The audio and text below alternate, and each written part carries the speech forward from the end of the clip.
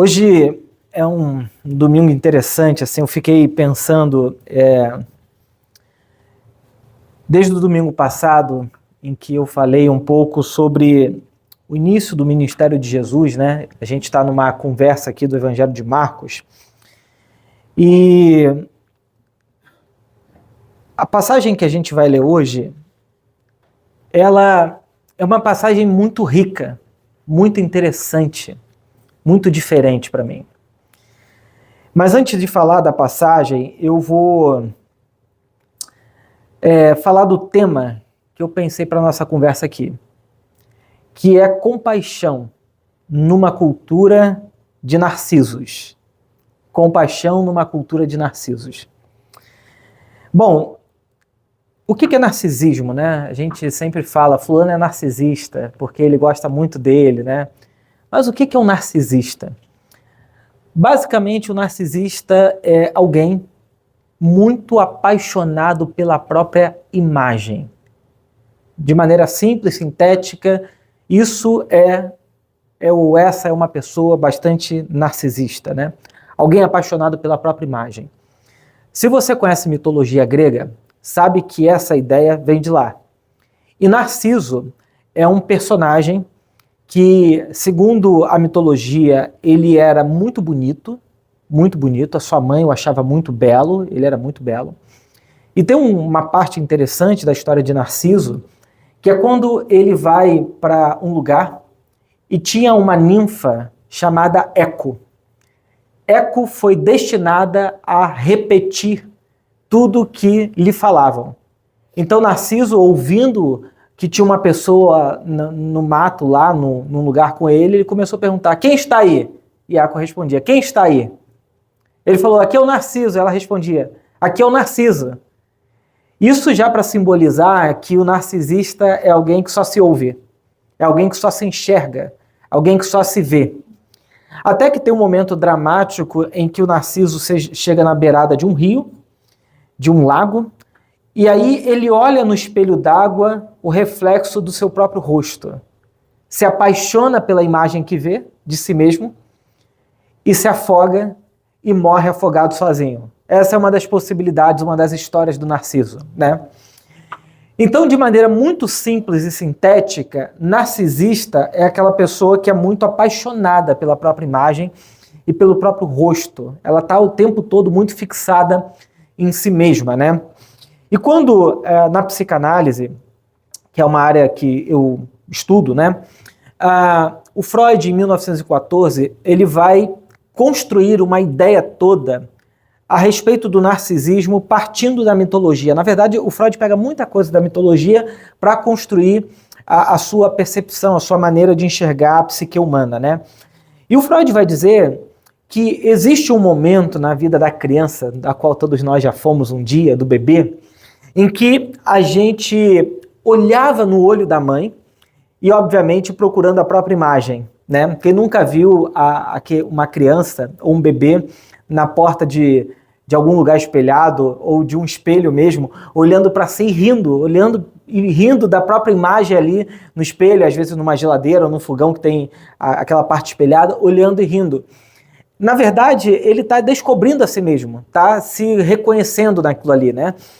E o bebê, como Freud chama a vossa majestade, é alguém que recebe dos seus pais ou dos seus primeiros cuidadores todo o depósito de amor e idealização. É importante que seja assim, né? Os pais dizem, você é muito bonito, você é belo, você é maravilhoso, você vai ser igual ao papai, vai ser igual à mamãe, se você é advogado, você vai ser um grande advogado, se é jogador de futebol, vai ser um grande jogador de futebol. Então, sempre idealizando aquilo que a criança vai ser. Na verdade, os pais depositam os seus ideais nos seus filhos. Não é à toa, e aqui fazendo um apontamento daquilo que é interessante, né? Que geralmente, quando os pais têm filhos pequenos, eles começam a voltar para a igreja. Se eles saem da igreja, quando têm filhos, voltam. E por quê? Porque quando eles depositam o seu próprio narcisismo nos seus filhos, eles idealizam que os seus filhos vão viver uma vida cristã maravilhosa, inclusive da qual nem eles mesmos viveram, né? É um jeito de você tentar garantir que o seu filho seja perfeito, do jeito que você não foi, né? E daí toda a lógica moralista, toda a lógica de construir uma sociedade em torno das crianças, onde as crianças têm que ser perfeitas, sendo que esses adultos que construíram e fizeram esses filhos não foram nada assim, né? Mas tem-se essa ideia de que eu preciso proteger para garantir de que a próxima geração seja muito perfeita e muito bela, né? Por isso que eu desconfio desses ideais todos, né? Então esse bebê que é apaixonado por si mesmo, que vai chupar o dedo, vai chupar o pé, num autoerotismo, digamos assim, é um jeito dele gostar muito dele mesmo, ele vai ter que passar por um momento dramático na vida do bebê, que é descobrir o outro, a outra pessoa. Na cabeça do bebê, a mãe é parte dele. O corpo da mãe é parte do seu próprio corpo, né? Então ele chora e de maneira mágica a mãe aparece, ele pensa na fantasia dele, de que é ele quem produz a mãe, é ele que faz a mãe existir, até que chega um momento que entra um pai na história, entra uma outra pessoa, entra o trabalho, que interdita a relação desse bebê com a mãe. E ele descobre que a mãe não está ali para ele o tempo todo e que a mãe tem outras coisas para fazer que não é só cuidar daquele bebê. A partir desse momento ele vai encontrar o que a gente chama de um objeto transicional, uma chupeta, um bonequinho, uma boneca, um carrinho, alguma coisa onde ele diz, agora aqui pelo menos eu mando. Então a criança vai encontrar um boneco, já viu aquelas crianças que ficam mandando, olha, você não vai fazer isso, nem isso, nem isso. Você está errada, já falei contigo. Ela está encontrando um objeto de transição e descobrindo que tem uma outra pessoa ali. E lá na frente ela vai fazer outras transições, encontrar amigos, colegas e pessoas com quem ela vai compartilhar a vida, depois namoro e casamento e por aí vai, né? Essas coisas todas são importantes.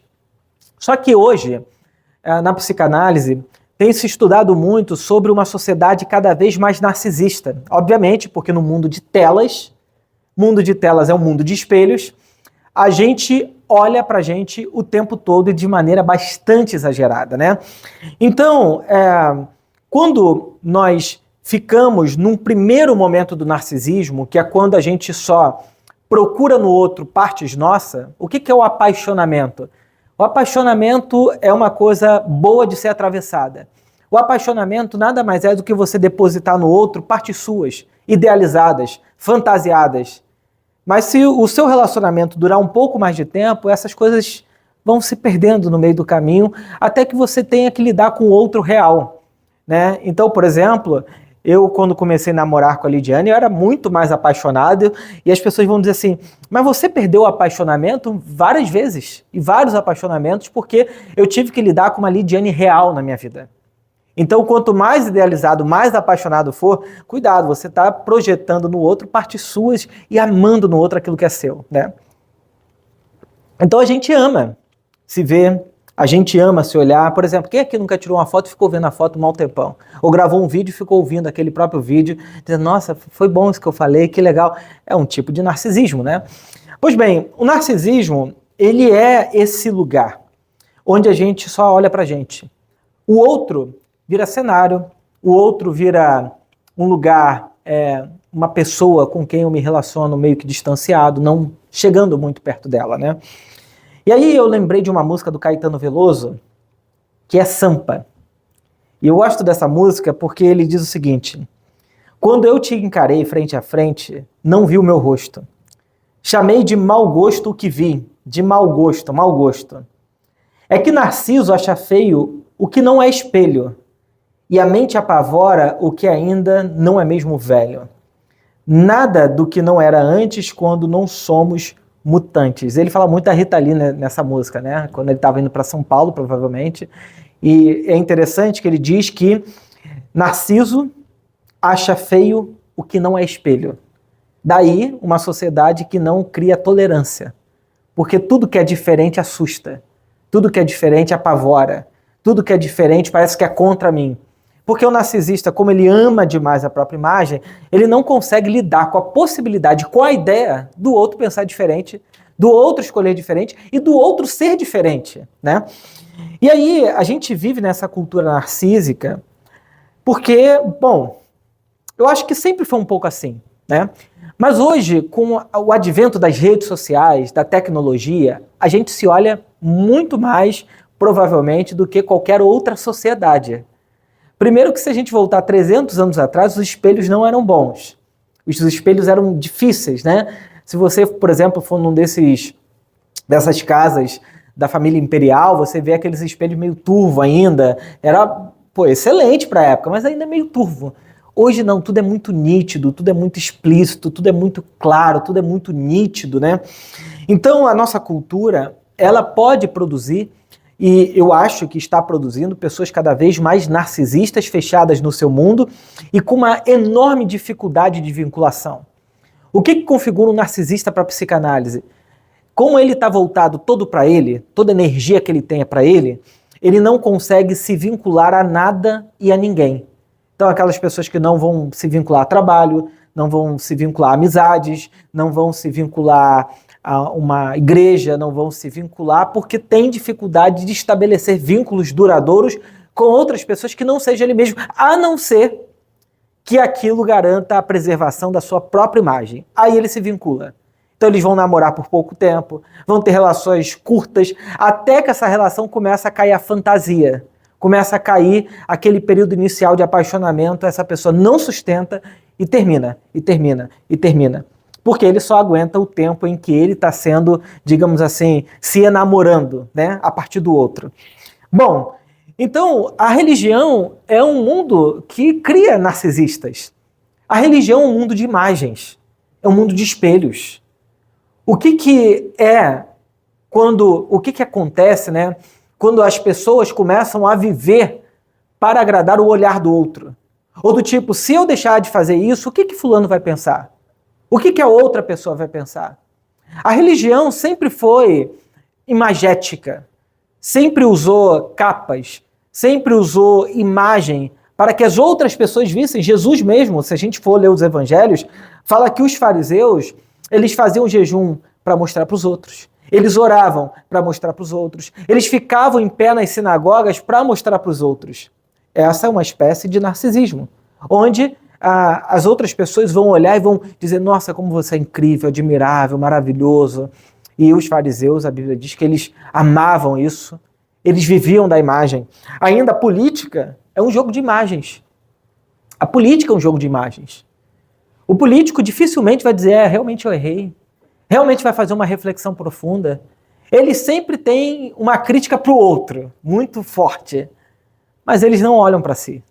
Eles não têm na imagem pública deles percepções de dizer, bom, isso aqui eu acho que eu posso mudar. Até porque isso fragiliza a imagem do político, que tem que sempre ser idealizada. E tem um corpo de pessoas criando o tempo todo discursos, imagem, aquilo que ele tem que fazer, como ele deve falar.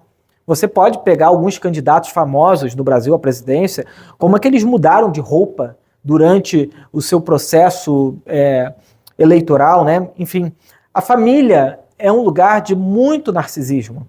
Por exemplo, ovelha negra da família. O que é isso?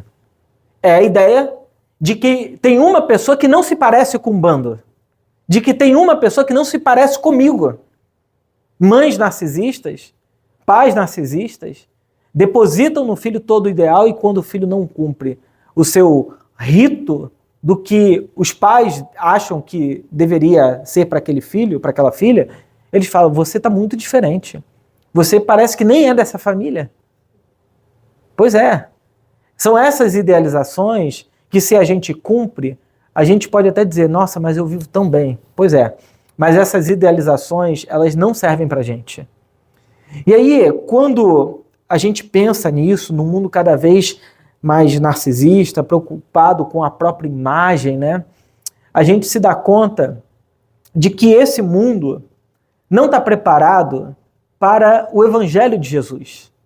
Porque o Evangelho de Jesus é o oposto disso. Quando Jesus começa a pregar, ele começa a aparecer e ele começa a ensinar sobre o reino de Deus, dizendo arrependam-se, porque o reino de Deus chegou, ele começa a mudar uma série de paradigmas do seu tempo e do nosso tempo. Por incrível que pareça, a mensagem de Jesus tem poder e duração para o mundo de hoje, como a gente vai ver aqui no texto de Marcos, capítulo 1. E eu vou ler esse texto primeiro e depois eu vou fazer alguns apontamentos a partir da nossa leitura. Marcos, capítulo 1, verso 40, a Bíblia diz assim, ó, um leproso, e aqui, gente, você já tem que entender uma coisa. Lepra na Bíblia era uma maldição. Vou dar 2 exemplos.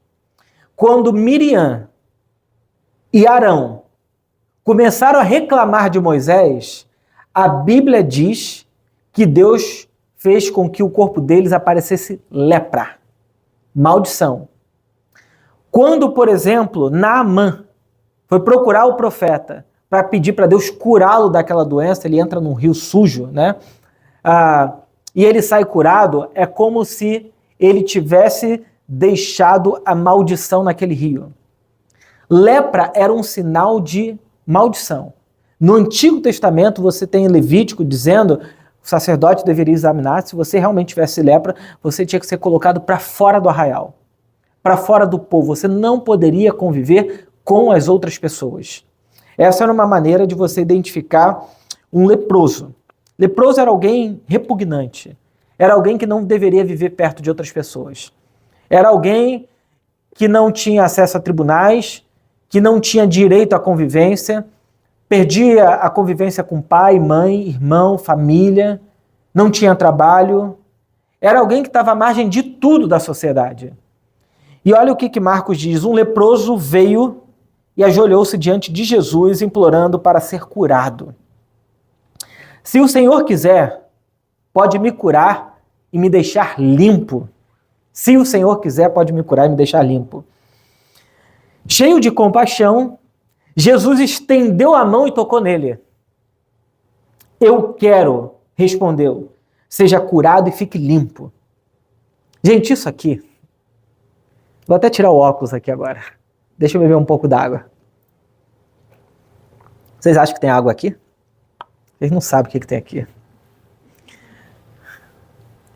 Eu ia fazer uma piada, só que tá gravando. Quando a Bíblia diz que Jesus, cheio de compaixão, estendeu a mão, eu já imagino na cabeça de quem está ao redor, todo mundo dizendo, não faça isso, pelo amor de Deus. Você não pode fazer um negócio desse. Você está doido. Eu imagino os discípulos olhando assim, como eles tinham acabado de conhecer Jesus, eles deviam estar meio assim ainda. Será que esse cara está fazendo o que é certo mesmo? Será que é esse cara o Messias que a gente está esperando? Mas a Bíblia diz que ele estende a mão cheio de compaixão e toca naquele homem.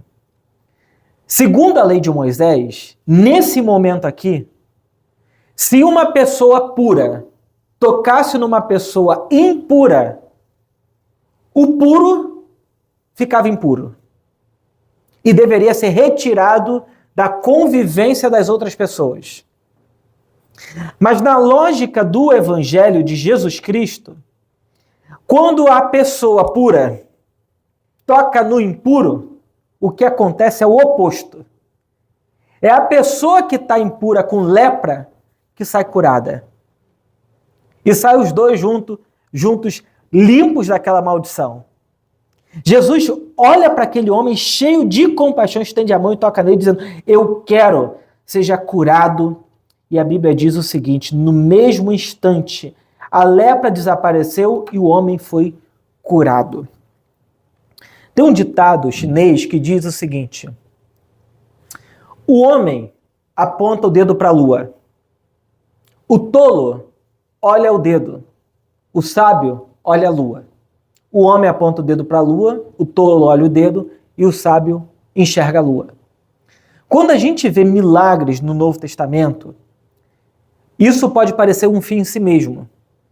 Mas os milagres de Jesus apontavam para o fato de que no reino de Deus não haverá doença e nem morte. O milagre não é um fim em si mesmo. O milagre aponta para a realidade do reino de Deus. Ele está dizendo que no reino de Deus, ninguém está doente.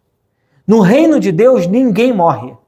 No reino de Deus, a cura e salvação no sentido mais integral da palavra para todas as pessoas.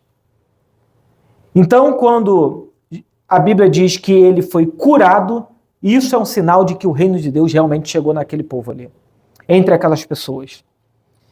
Bom, então Jesus despediu ele com uma forte advertência. Não conta isso para ninguém. O que você acha que vai acontecer? Vá e apresente-se ao sacerdote para que ele o examine, leve a oferta que a lei de Moisés exige pela sua purificação, isso servirá como testemunho. O homem saiu e começou a contar a todos o que havia acontecido. É óbvio. Meu irmão, o cara está a vida toda naquela condição, provavelmente vivendo situação de rua, longe da família, longe dos amigos, longe dos parentes, longe de todo mundo. A primeira coisa que o camarada vai fazer é o quê? Eu vou contar para todo mundo mesmo. Vou voltar para a convivência, vou voltar a me relacionar com todo mundo, porque essa é a coisa mais extraordinária que pode acontecer com a vida de uma pessoa. Vou dar um exemplo simples. Imagina uma pessoa que entra em coma, igual essas histórias mirabolantes que a gente ouve, a pessoa passa 5 anos em coma, 10 anos em coma. Quando ela volta do coma, alguém chega para ela e fala assim, não conta nada para ninguém do que aconteceu contigo. Eu falo, meu, você não tem noção do que eu estava vivendo. Nem eu, porque estava em coma. Mas... o que esse cara está vivendo é uma coisa extraordinária. Ninguém nunca tinha tirado ele daquela condição.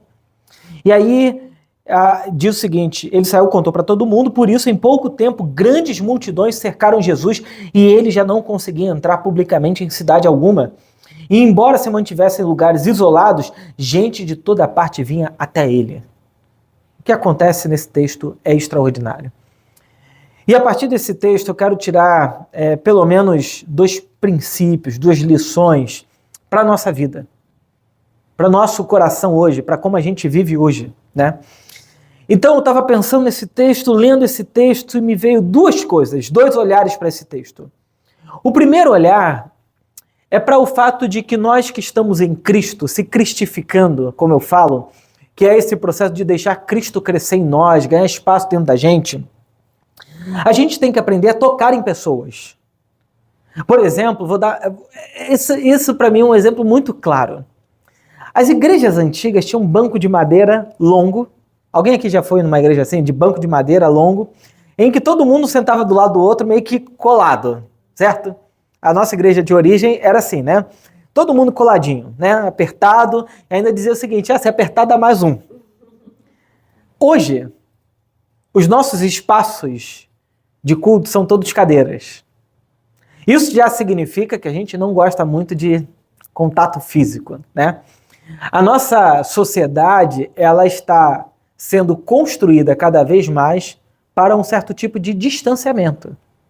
A gente não tem mais tanta convivência, espaços de relacionamento intensos, a não ser que você pegue um metrô e um trem, como a gente estava conversando ontem. Aí você vai ter toda a convivência do mundo com aquelas pessoas ali, sentindo todo tipo de cheiro, e dependendo do trem que você pega, você pode até comprar um monte de coisa para comer, né? Ou metrô, né? Então, toque em pessoas. O Evangelho é uma mensagem que nos diz que nós precisamos nos relacionar, tocar, sentir cheiro de gente, gostar de pessoas. Isso é uma contracultura para a nossa sociedade hoje. Por exemplo, as nossas maiores igrejas são construídas para ninguém se olhar. Para você ter uma boa experiência de culto, você entra num lugar todo escuro, onde ninguém se vê, todo mundo canta para o seu próprio Deus, acaba, não se relacionam, não convivem, e ainda dizem que é uma igreja cristã. Não é uma igreja. Pode ser um show, pode ser um espaço de entretenimento, mas a igreja de Cristo Jesus é um espaço de relacionamento. Por isso, para mim, é estranho ao Evangelho, as páginas do Novo Testamento e a vida de Jesus, a possibilidade e a ideia de que dá para ser igreja sem convivência, sem relacionamento. Não dá. Jesus vivia intensamente com seus discípulos. Ele andava junto das pessoas. Ele tocava nas pessoas. Ele era tocado pelas pessoas. Essa é uma experiência genuinamente cristã. A gente que vive aqui, nesse bairro, por exemplo, é um bairro que as pessoas têm, talvez, muitos encontros. Mas talvez o Evangelho, quando ele entra nas nossas relações, ele nos ensina a olhar no olho das pessoas. E talvez sem interesses secundários, a respeito daquela relação. É gostar de estar com as pessoas. É gostar de estar junto. Por isso que nós precisamos absorver essa mensagem aqui de Jesus e aprender que para a gente se relacionar, para a gente tocar as pessoas, a gente precisa ter compaixão. Compaixão é sentir junto. É sentir o mesmo sentimento das pessoas. Por exemplo, a Verônica e o Felipe, né? Aconteceu uma tragédia em frente ao prédio de vocês, né? Uma tragédia. Um menino caiu, enfim, e faleceu. Uma tragédia. Quando eles compartilharam isso comigo, eu vi essa notícia, eu pensei assim, como é que eu posso ser Cristo para essa pessoa? Obviamente, eu não tenho acesso, não conheço, não sou amigo, mas como é que eu posso chegar lá? Eu falei, Lidiane, vamos escrever uma carta e nos colocar à disposição. Para nós que somos cristãos, a tragédia não pode ser motivo de escândalo, de alvoroço e de pavor. A tragédia tem que ser motivo de como é que eu posso ser Cristo para essa pessoa. Como é que eu exerço a minha compaixão? Como é que eu posso me colocar nessa situação aqui? Como é que eu posso me aproximar? Como é que eu posso tocar uma pessoa que está sofrendo? Se não, a gente vai ficar orando na igreja, levantando a mão, ouvindo pregação, mas não é isso que transforma as pessoas. O que o nosso mundo precisa não é de mais moralidade, não é de mais igreja, não é de mais religião. O que nós precisamos hoje é de compaixão. Gente que olha pra gente e diz assim, como é que eu posso te ajudar? Se alguém errar, as pessoas estão lá para apedrejar, falar mal e criticar. Mas pouca gente vai chegar e perguntar, cara, eu sei que isso aconteceu, mas como é que eu posso te ajudar? Cheio de compaixão, ele estendeu a mão. Jesus. A nossa compaixão deve nos levar a tocar em pessoas. A sair desse lugar de juiz e se colocar no lugar de amigo, de alguém próximo.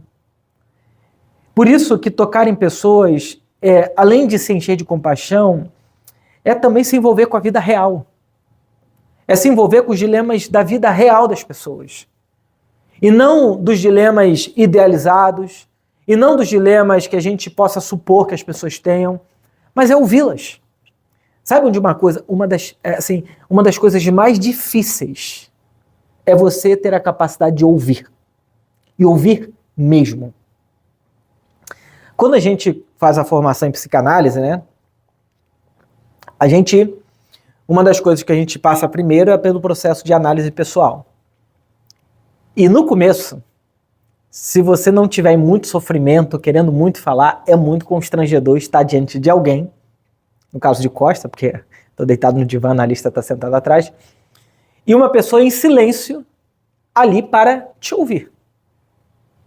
E muita gente já falou assim, Herbert, você faz análise 3 vezes por semana, tem assunto? Pois é, a questão não é se eu tenho assunto. O que falta hoje é gente que realmente nos ouça. Porque se o nosso coração se abrir para as pessoas, a gente sempre vai ter o que falar. A gente sempre vai ter coisas do nosso coração para abrir. A gente não abre porque tem medo. A gente não abre porque tem medo do julgamento. A gente não abre porque tem medo de ficar mal falado, mal visto. Mas a única maneira da gente se envolver com as pessoas é ouvindo. Ao invés de eu querer oferecer uma resposta rápida, espere. Ouça. Ouça com atenção. Ouça querendo ouvir. Se importe de verdade com as pessoas. E por isso que tocar em pessoas é também ter atitudes concretas. O que Jesus fez? Cheio de compaixão, ele poderia passar por aquela situação e ficar, meu Pai, como o mundo está em sofrimento, como as pessoas sofrem. Cheio de compaixão, ele estendeu a mão e falou, como é que eu posso te ajudar? Essa é a pergunta que a gente tem que fazer. Como é que eu posso te ajudar? Agora, a gente toca em pessoas, a gente se torna Cristo para as pessoas, mas tem uma outra coisa que a gente tem que lembrar sempre.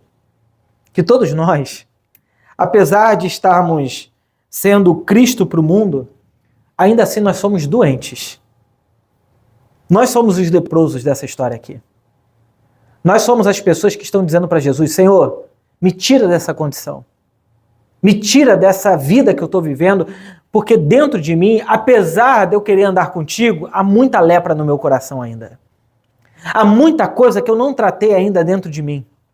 Por isso que eu gosto muito de uma ideia do Jung, que foi um grande amigo do Freud, que Freud achava que seria o discípulo dele, que levaria a psicanálise para frente. Depois eles tiveram uma discussão e se separaram. Mas o Jung dizia que todo terapeuta é um curador ferido.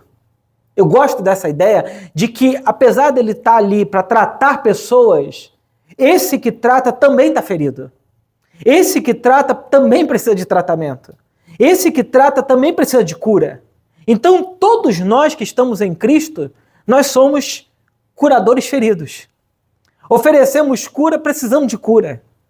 Oferecemos vida precisando de vida. Oferecemos água para quem está com sede, dizendo, eu também preciso de água. Por isso que, na realidade, o que nós fazemos é oferecer para as pessoas aquilo que nós também precisamos. Nós não estamos num palanque, num lugar distante, num lugar indiferente, dizendo o seguinte, você precisa de Jesus, senão você vai acontecer. Não. Eu tenho que dizer, você precisa de Cristo porque eu também preciso. Você precisa de uma vida em Cristo porque eu também preciso. Tem um monte de lepra aqui no meu coração e eu estou te oferecendo uma coisa da qual eu também estou participando dela. Talvez por isso que seja a mesa do Senhor a coisa mais significativa. Porque na mesa não há superioridade. Na mesa de Cristo, na ceia do Senhor, todos nós participamos do mesmo modo.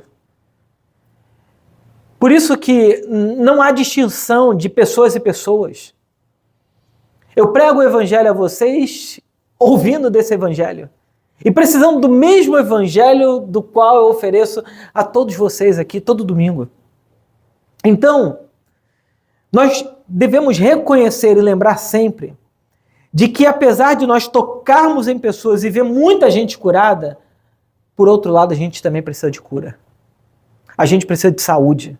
A gente precisa fazer como esse homem aqui, a Bíblia diz que ele se ajoelhou e clamou, ele se rendeu diante de Jesus. Ele se colocou de joelho reconhecendo que no final das contas, somente Jesus pode nos curar. Somente Ele pode nos resgatar da nossa própria existência de morte. Bom, acho que todos nós aqui vivemos o suficiente para saber que se a gente deixar, o nosso coração se perde. Se a gente deixar, a nossa cabeça se perde.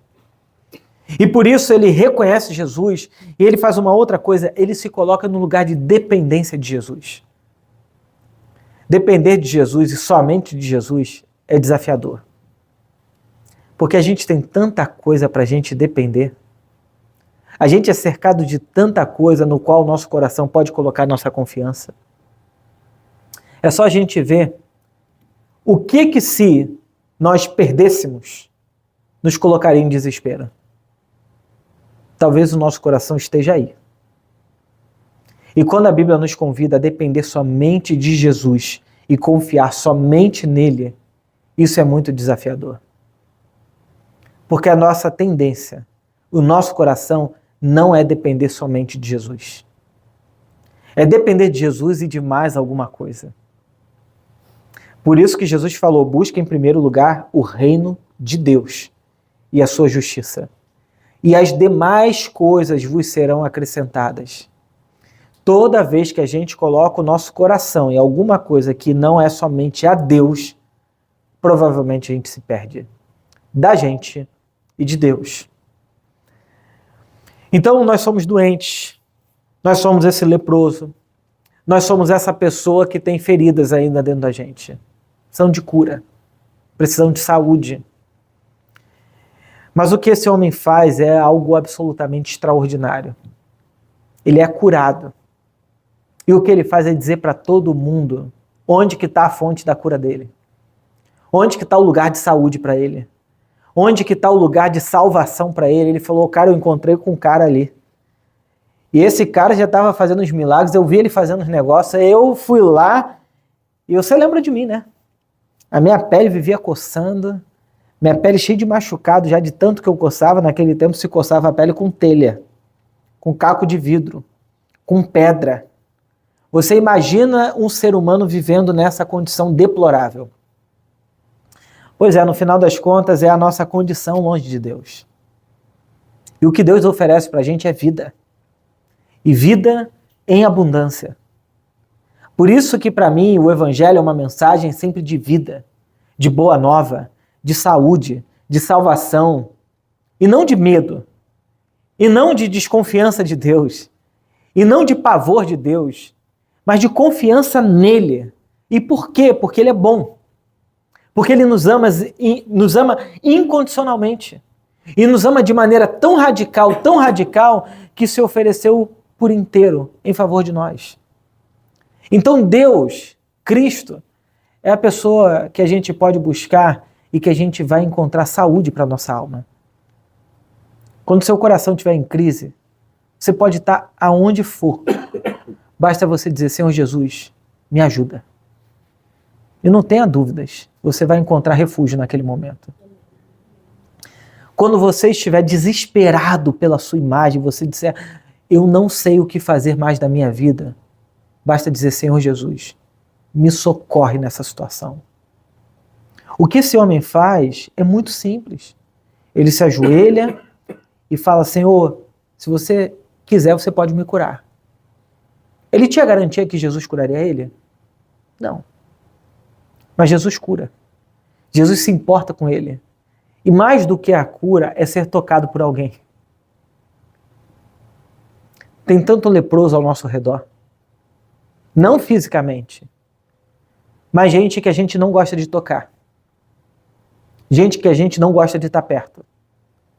Gente que a gente diz, essa pessoa não é digna de andar comigo. Se eu falar só de política, um lado versus o outro, pronto. A gente já criou o nosso grupo de lepra, do qual a gente afasta. Se falar de religião, mesma coisa. É evangélico versus católico, católico versus evangélico. É cristão versus outras religiões. A gente sempre tem um leproso para a gente excluir. A gente sempre tem um grupo de leproso que a gente coloca para fora da nossa relação. Mas isso não é o Evangelho. O Evangelho é esse movimento que me coloca em relação com quem quer que seja. Com quem for. Sem medo de me contaminar. Sem medo de ficar impuro, porque eu sou impuro também. Eu sou o leproso da história. Então essa história de eu me achar, por ser evangélico, que eu sou o puro da história, não é verdade. E talvez vocês possam sair daqui com a impressão de que, tendo ouvido tudo, e eu me coloco no lugar do cristificado, mas eu sou um cristificado doente. Eu sou um cristificado precisando de cura. Então não me coloco como Jesus nessa relação, porque Jesus só é ele. E eu tenho que dizer para todo mundo que eu também sou o leproso aqui. Por isso que quem cria leprosos para se afastar das pessoas, na verdade cria um mundo separado. E Jesus nunca criou esse mundo de divisão. A única divisão e o único grupo com o qual Jesus se dividiu foi com aquelas pessoas que dividiam o mundo, que eram os fariseus religiosos. Com essas pessoas Jesus disse, olha, não dá para ter convivência. Porque essas pessoas sim separam o mundo entre santos e profanos, corretos e pecadores. Com essas pessoas não tem o que fazer. Agora, com o restante todo, ele se aproximou, comeu à mesa, bebeu junto, andou junto, participou de festa. Você quer mais o quê? Por isso que aqui na Viva, e eu deixo isso bem claro, aqui na Viva, nós não podemos ter leprosos de estimação. Nós não podemos ter pessoas das quais não sejam bem-vindas aqui nesse lugar. A não ser aquelas que cheguem aqui para dizer que outras pessoas não são bem-vindas. São intolerantes. Isso não dá. A única coisa que nós oferecemos ao mundo inteiro é essa boa notícia de que Jesus pode olhar para a gente com compaixão e nos curar da nossa enfermidade. Da minha Ebert aqui, que eu sei que eu tenho várias, que eu preciso de cura o tempo todo, e das suas também. O que nós devemos oferecer para o mundo é o que Jesus oferece para esse homem: compaixão, estender a mão e ajudá-lo. Fora isso, é outra religião, é outra coisa, é outra história. Por isso que faça como esse homem aqui. Compartilhe com as pessoas. Chame pessoas para essa convivência contigo. Por exemplo, quem do teu grupo de convivência hoje não segue Jesus, não anda com Jesus? Ou todo mundo que está perto de você é crente, ou só gente do trabalho que assim, você convive por força do trabalho e da obrigação? Comece a andar com gente que nunca andou perto de Jesus, que nunca esteve perto de Jesus, para que você seja essa pessoa que possa mostrar o caminho da vida, o caminho da boa nova, o caminho da saúde para essas pessoas. Gente, se não for assim, a gente vai criar um gueto de evangélicos. E eu não estou dizendo que não possa vir evangélico, tem que vir, ótimo, maravilhoso.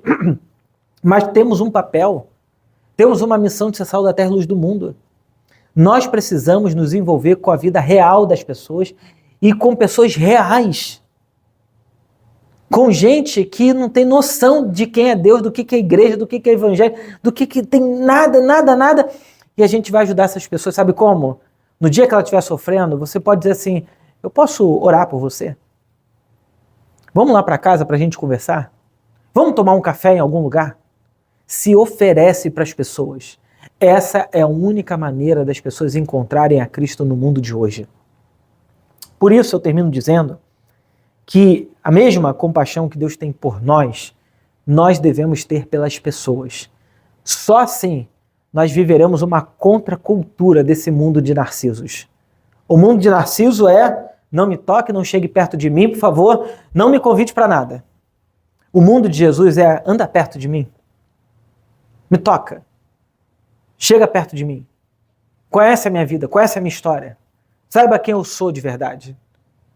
Só assim a gente pode construir comunidades ao redor do Cristo ressurreto. De outro modo, a gente pode criar uma baita religião, mas que não produz vida e salvação para ninguém. Então, a mensagem de hoje é: nós precisamos de muita compaixão.